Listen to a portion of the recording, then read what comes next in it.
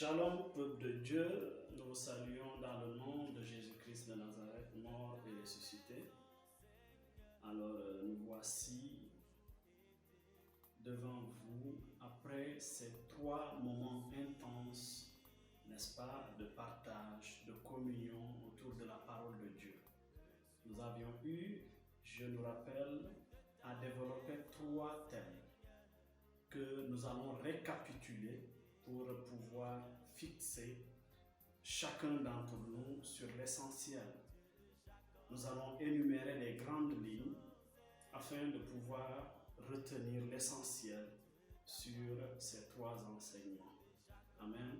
Et à partir de là, nous pourrions aller vers l'avant pour entrer dans une nouvelle dimension de notre communion avec le Seigneur au travers les directs que nous faisons. Alors, en premier, nous avons eu à développer comme thème la repentance. La repentance, nous avions parlé de la métanoïa, qui se trouve être le premier pas que nous effectuons vers Dieu, le fait de s'ouvrir à Dieu, le fait de se donner à plus grand que soi-même qui est Dieu, notre Seigneur Jésus-Christ. Amen. Alors, nous avions dit que la repentance ou bien la métanoïa n'était pas limitée à ce pas que nous effectuons, que c'était tout un processus, tout un chemin à suivre jusqu'à atteindre la maturité. Parce qu'il y a toujours des choses à changer en nous et il est très important que le chrétien puisse retenir ça de peur qu'on tombe dans ce qu'on appelle la suffisance, qui nous empêche, n'est-ce pas, qui nous empêche de persévérer et de creuser davantage encore et encore pour rencontrer notre Seigneur afin qu'il se révèle mieux à nous, dans le nom de Jésus. Alors sur ce, nous avons eu à développer comme premier point le regret ou la contrition. La repentance est tout un processus qui commence par quoi? Le regret. Le regret de ce que nous avons eu à vivre ou bien le regret des situations que nous vivons et qui ne confessent pas le Seigneur Jésus-Christ, le nom du Seigneur Jésus-Christ. Ce regret nous pousse à reconnaître notre faiblesse, nos imperfections, à voir combien nous avons des lacunes en nous-mêmes et qu'il y a autre chose de meilleur que ce que nous vivons. N'est-ce pas? Le regret ou la contrition. Deuxièmement, on a parlé du désir de quitter, le désir de s'aligner du côté de la parole de Dieu, le désir de changer. Parce que le regret seulement ne suffisait pas. Il ne s'agit pas seulement de faire et de regretter, puis refaire et regretter. Ça n'a pas de sens. Il faut avoir cette envie de changer, cette envie de plaire à Dieu, cette envie, n'est-ce pas, d'être celui que le Seigneur voudrait que nous soyons. C'est très important de retenir ça aussi. Et on a eu à dire que le désir était une prière, mais qui n'était pas suffisante. Le fait de vouloir, de désirer est une prière. Parce que la Bible, dans Philippiens, le chapitre 2, nous dit que c'est Dieu qui met en nous et le désir est le pouvoir. C'est très important. Alors, une personne qui a envie de changer, si cela est sincère dans son cœur, c'est une prière. Alléluia. Mais ce n'est pas suffisant. Ce n'est pas suffisant pour pouvoir parvenir, n'est-ce pas, à la perfection ou à la maturité. Il faudra y ajouter ce qu'on appelle le dépouillement, l'engagement, la mort en soi. Ce sont des efforts. Ça, c'est le pas que nous posons, voulant quitter un point A vers un point B. C'est la manifestation de notre foi au travers des actes. Parce que la foi se voit. La foi est authentifiée par les actes. La foi se manifeste. Celui qui dit qu'il croit, alors qu'il ne pose pas des actes, des pas qui manifestent sa foi, n'a pas une foi authentique. Et c'est pourquoi la Bible nous dit dans Jacques, la foi se manifeste au travers des œuvres. Alléluia. Donc le dépouillement, c'est une mort en soi, le renoncement au moi et le fait d'obéir à la parole de Dieu, de se plier du côté de la parole, de laisser le Seigneur par son esprit transformer nos vies, restaurer notre âme avec la parole. C'est très important. Alors, ensuite, nous avions vu, comme dernier point, par rapport à la repentance, n'est-ce pas, le soutien de la grâce de Dieu. Alors, quand nous regrettons, ensuite, nous avons ce désir de changer et que nous expérimentions la mort en soi, que nous sachions baisser les armes et laisser le Seigneur agir, que nous arrêtions de vivre dans l'orgueil, même quand ça fait mal, on décide de faire ce que Jésus aurait fait dans la même situation. Là, la grâce de Dieu vient nous soutenir. Parce que beaucoup d'enfants de Dieu se disent qu'ils ne sont pas capables, je ne peux pas changer, je ne vais pas y parvenir. C'est parce qu'on ignore cet aspect de la grâce. D'ailleurs, tout est grâce, mais de manière particulière, cette grâce qui vient nous fortifier et nous permettre de demeurer sur le bon chemin, nous tirer des ténèbres vers l'admirable lumière de notre Seigneur Jésus-Christ. Ensuite, deuxièmement, le deuxième thème que nous avons eu à développer, parlait de comment vaincre, n'est-ce pas, le péché. On a vu comment vaincre le péché. Et nous avions dit que c'est au travers d'abord, premièrement, la parole de Dieu. Il faut aimer la parole et laisser la parole de Dieu nous transformer.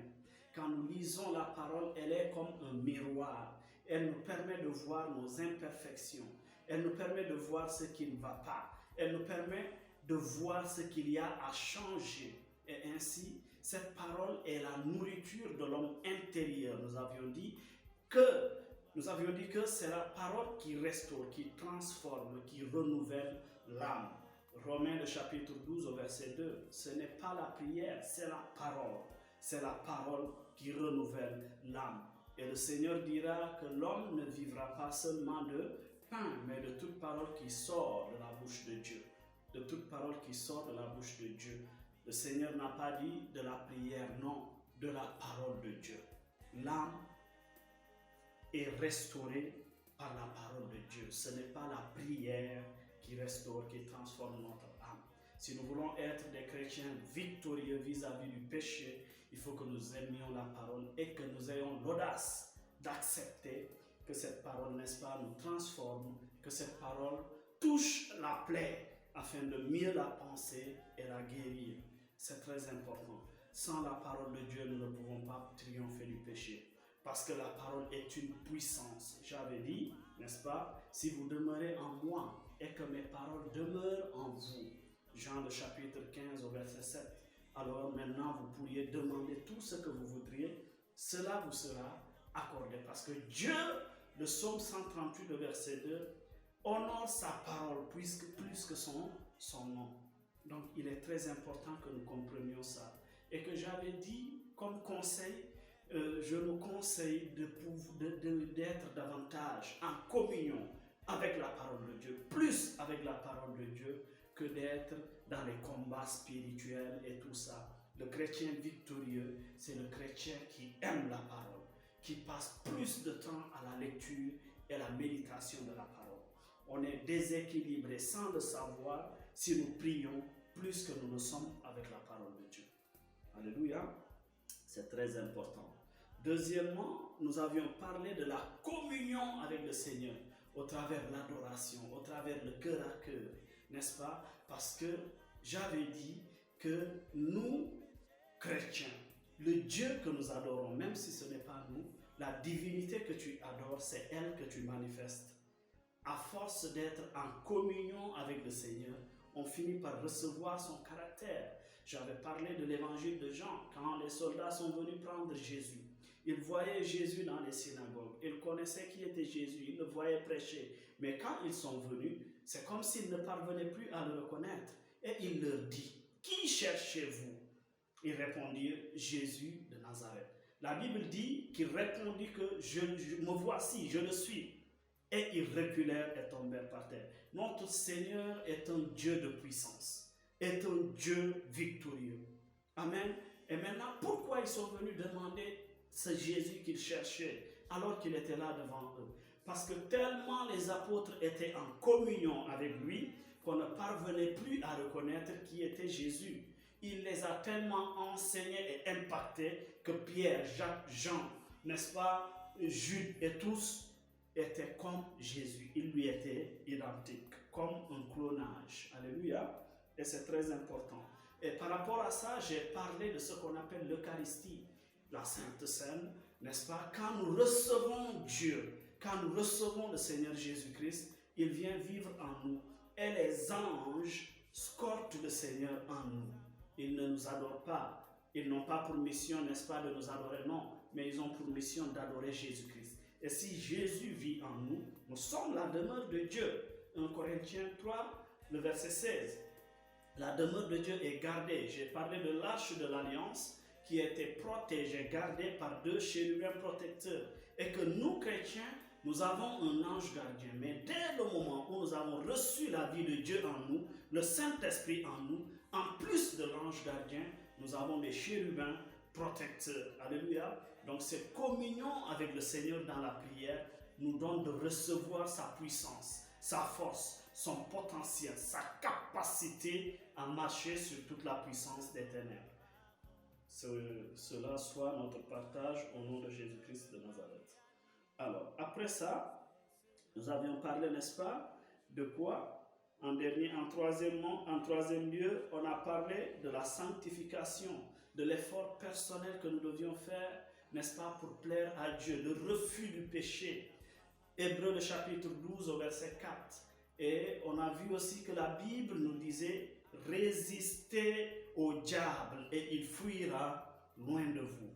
Cette sanctification, le refus de tomber, n'est-ce pas, la retenue après avoir puisé ses forces dans la parole de Dieu, dans la communion avec le Seigneur, n'est-ce pas, maintenant nous sommes établis et assez affermis pour dire non à Satan et à ses manipulations. Alléluia. C'est très important. Quand nous refusons le péché et que nous demeurions dans la sanctification, nous suscitons, n'est-ce pas, un environnement de gloire et de puissance pour que Dieu puisse se manifester. Parce que le royaume est en nous. Qu'est-ce qui permet au royaume d'éclore, de se manifester? C'est notre vie de sanctification, notre vie de mortification. Donc, il faudra que nous comprenions ces différentes étapes pour pouvoir grandir dans la foi et atteindre la maturité.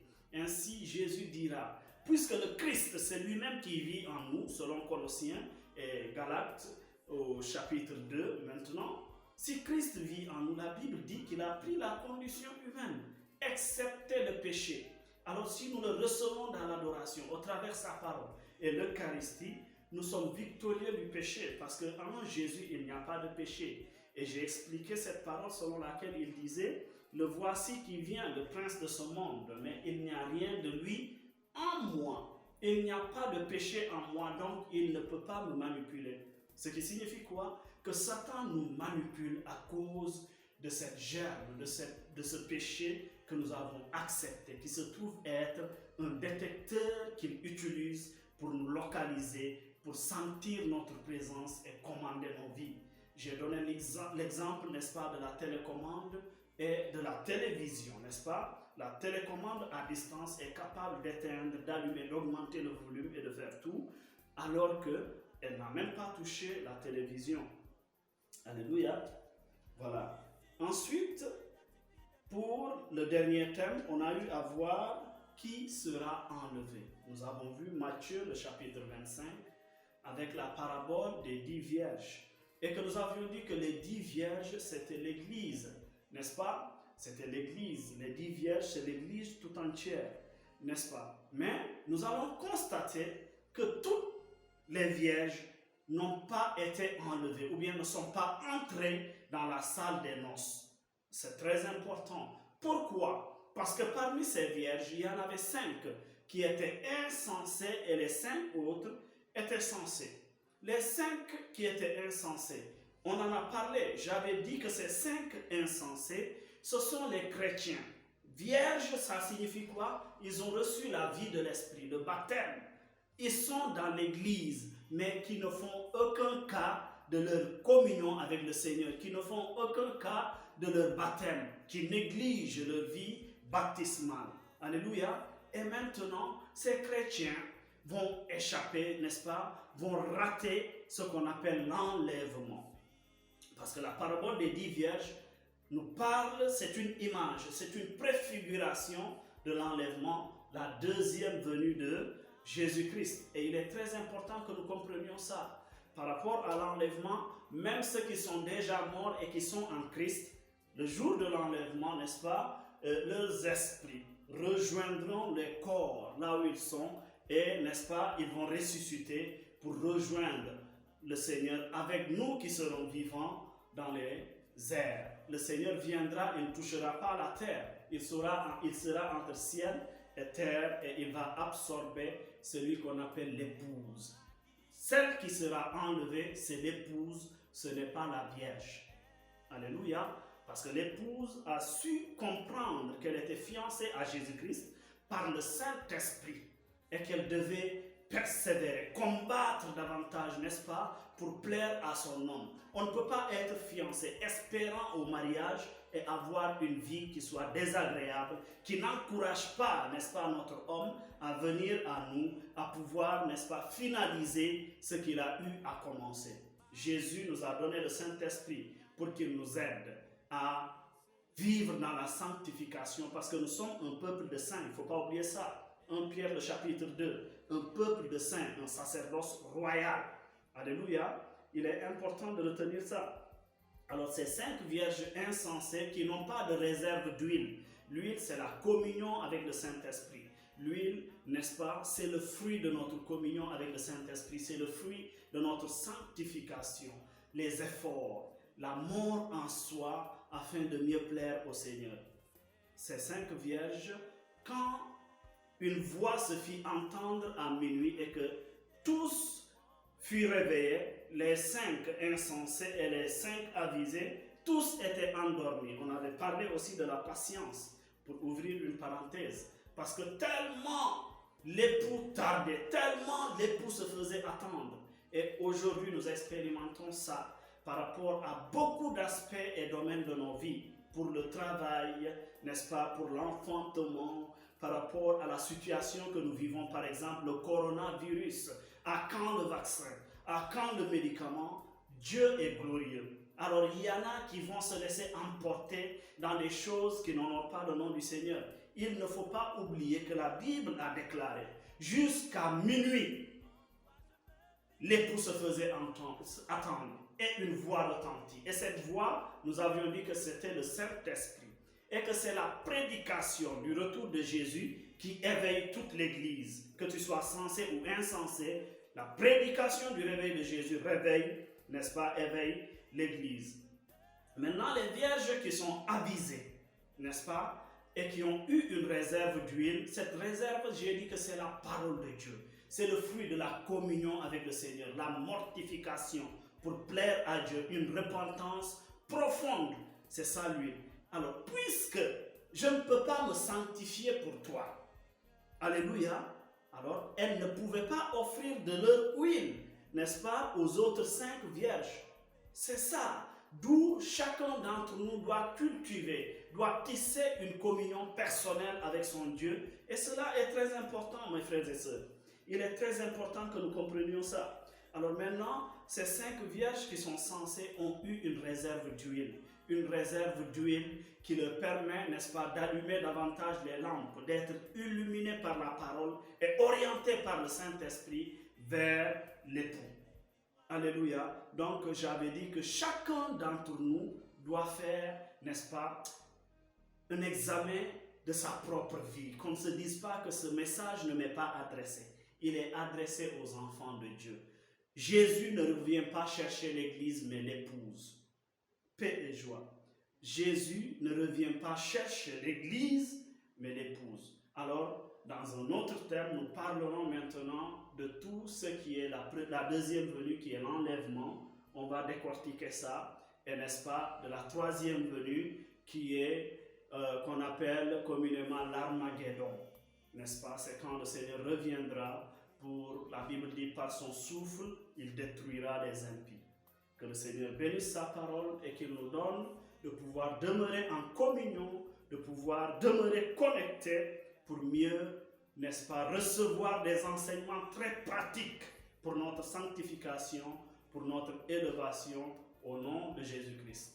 Que Dieu bénisse sa parole, que Dieu vous bénisse, chers frères et sœurs, au nom de Jésus. Amen.